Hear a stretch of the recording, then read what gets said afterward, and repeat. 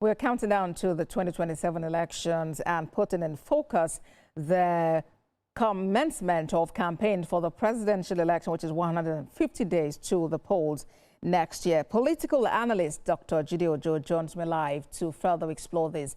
Dr. Ojo, what is the implication of the date of campaign being launched according to the electoral guideline, talking about the 150-day window? It's very significant because we are counting down to the 8th general elections in this Fourth Republic. Don't forget, we started this journey in 1999. From there, we moved to 203, 207, 211, 215, 219, 220, 223. And now we are preparing in earnest and counting down to 2027.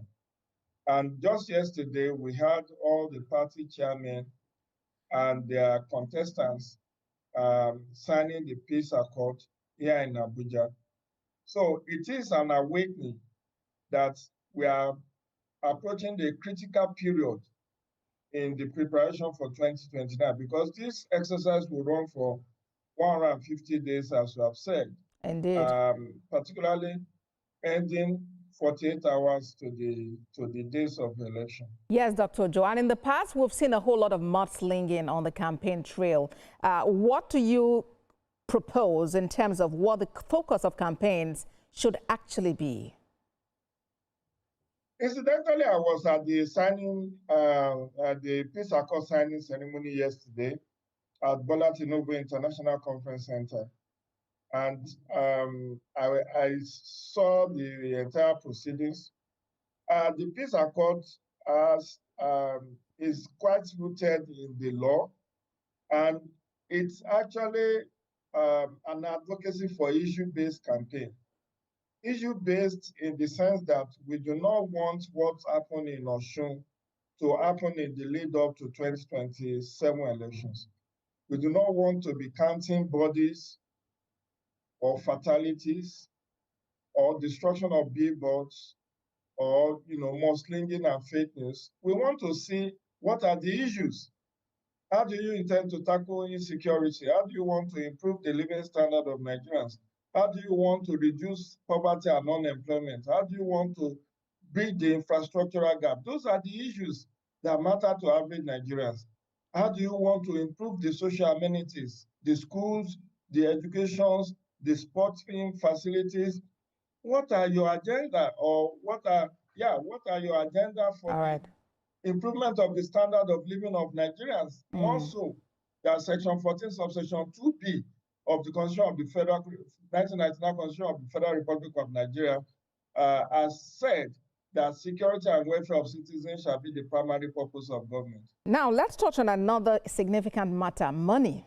In February, the National Assembly doubled the campaign spending limit for presidential candidates to 10 billion naira and increased that of the governorship ceiling to 3 billion naira, according to the Electoral Act 2026. How do we assess the kinds of campaign we've been seeing before now? Have politicians been flouting the law? Unfortunately, that's the scenario. We had, in the last couple of days, exchange of, bogus figures by Davido's father, Dr. Adeleke, that a party in Osun State spent as much as 60 billion. We also have heard from Davido that said it's not even 60 billion, it's 110 billion. We have also heard from another source that the party in government in Osun also spent 40 billion.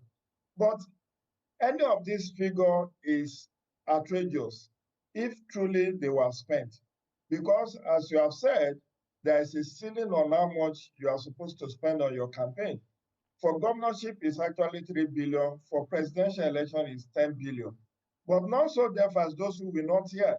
Over the decades, and I happen to be one of the campaign finance experts in Nigeria, and I'm saying that with every sense of responsibility and without being immodest.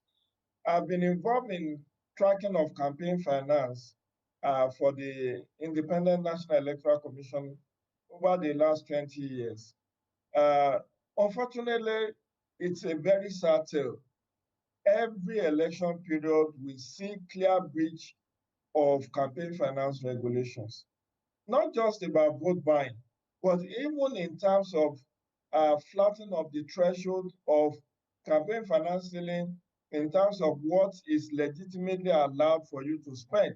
For instance, on your political advert, on your organizing rallies, on putting up all manner of expenditure framework within the campaign. And a lot of people have said that even this 10 billion for presidential campaign is outrageous, but I do say very slowly, because when you look at the rising cost of living, that 10 billion may just be what a politician, a frontline politician will spend on political adverts alone, and may not even be sufficient. But you see, you must find a middle level of the not tilting the balance in favor of money bags. Because if you leave it open and say people should spend according to their wealth, you will know that a lot of unwealthy or poor candidates will not do well in elections. All right, Dr. So there Joe. are regulations, but these regulations are hardly enforced by the Independent National Electoral Commission. All right, so let's hope that INEC can follow through, Dr. Joe, at this time, and we have this election staying within the cap that has been set in the Electoral Act. Dr. Jide Ojo is a political analyst. Thank you so much for your time on TVC News at 10. Always a pleasure. Do have the rest of your night peaceful. Thank you.